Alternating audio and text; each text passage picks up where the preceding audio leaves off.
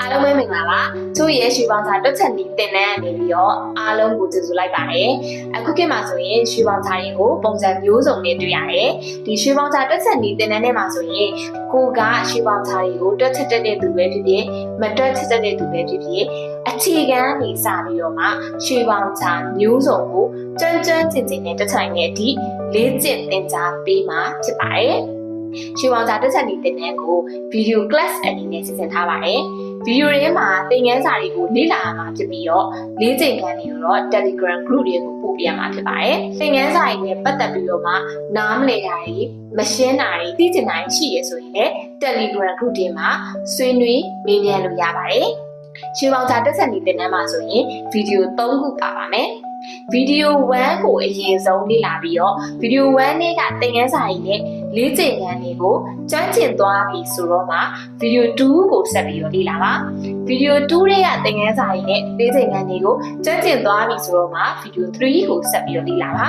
ဗီဒီယို3ထဲမှာပါတဲ့ဘောင်ချာတွေအားလုံးကိုကျွမ်းကျင်ကျင်နဲ့တွက်ချက်သွားပြီဆိုရင်ကိုတကယ်လက်တွေ့မှာရွှေဝယ်တဲ့ခါကျရင်ရွှေဘောင်ချာတွေတော်တော်များများကိုကျွမ်းကျင်ကျင်နဲ့တွက်ချက်နိုင်သွားမှာဖြစ်ပါတယ်ရွှေပေါင်စာတွက်ချက်နည်းသင်တန်းထဲမှာရှိရဲ့သင်ခန်းစာတွေအားလုံးကိုကျန်းကျင်ကျင်နဲ့တက်မြောက်သွားပြီဆိုရင်ကိုရွှေဝယ်တဲ့အခါကျရင်ကိုဝယ်မဲ့ရွှေတွေရဲ့ကပြားလေးပေါ်မှာရှိတဲ့ရွှေအလေးချိန်သင်္ကေတတွေကိုကျန်းကျင်နဲ့ဖတ်နိုင်မယ်ကိုယ့်ရဲ့ရွှေတွေကိုရွှေချိန်စက်ပေါ်မှာချိန်ပြီးတဲ့အခါကျရင်ရွှေချိန်စက်ပေါ်မှာရှိတဲ့ရွှေအလေးချိန်ကိုဘယ်လိုမျိုးဖတ်ရမလဲဆိုတာကိုနားလည်သဘောပေါက်သွားမယ်ရွှေပေါင်စာတွေတော်တော်များများကိုလည်းကျွမ်းကျင်နဲ့တွက်ချက်နိုင်မှာဖြစ်ပါတယ်။ချို့ရဲ့ဒီသင်တန်းထဲမှာပါတဲ့ရွှေပေါင်စာမျိုးစားမဟုတ်တဲ့ရွှေပေါင်စာမျိုးတွေ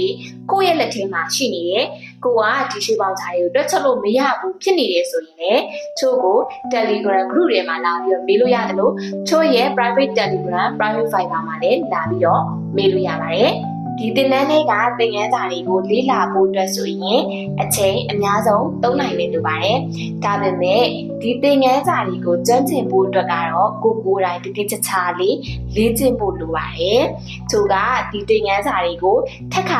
ပြန်ကြည့်လို့ရအောင်လို့အချိန်တစ်လတိထားပြီးထားမှာဖြစ်ပါတယ်။အဲ့တော့တစ်လပြီးနောက်ပိုင်းမှာဒီသင်ခန်းစာတွေကိုပြန်ပြီးတော့ကြည့်လို့ရအောင်လို့စာအုပ်အကျော်အသစ်တောက်ထဲမှာသင်ခန်းစာတွေကိုတေချာရေးပြီးတော့မှတ်ထားစီခြင်းနဲ့လေ့ကျင့်ခန်းတွေကိုတေချာလေးလုပ်ထားစီခြင်းပါတယ်။ဘာကြောင့်လဲဆိုတော့ဒီသင်ခန်းစာတွေကတွက်နည်းတွေကကိုတလုံးရွှေဝယ်တိုင်းပြန်သုံးလို့ရမယ့်နည်းလမ်းတွေဖြစ်တဲ့အတွက်ကြောင့်မလို့စာအုပ်ထဲမှာတေချာလေးရေးမှတ်ထားမယ်ဆိုရင်ကိုလိုတဲ့အချိန်တိုင်းကိုမေ့သွားရဆိုရင်လည်းပြန်ပြီးတော့ကြည့်လို့ရမှာဖြစ်တဲ့အတွက်ကြောင့်တေချာလေးရေးမှတ်ထားပါဒီသင်တန်းထဲမှာတင်ပေးသွားမယ်တွက်နည်းတွေအားလုံးကကိုရွှေဝယ်စုတိုင်းသုံးလို့ရမယ့်နည်းလမ်းတွေဖြစ်တဲ့ကြောင့်မလို့တေချာလေးတန်ဖိုးထားပြီးတော့လေ့လာသင်ယူပါဒီနေ့သင်ခန်းစာဗီဒီယိုတွေမှာပြန်ပြီးတော့ဆုံပါမယ်ဒီသင်တန်းကို join မိတဲ့တူးစစ်တယောက်ချင်းစီကိုသူကကျေးဇူးများတင်ပါတယ်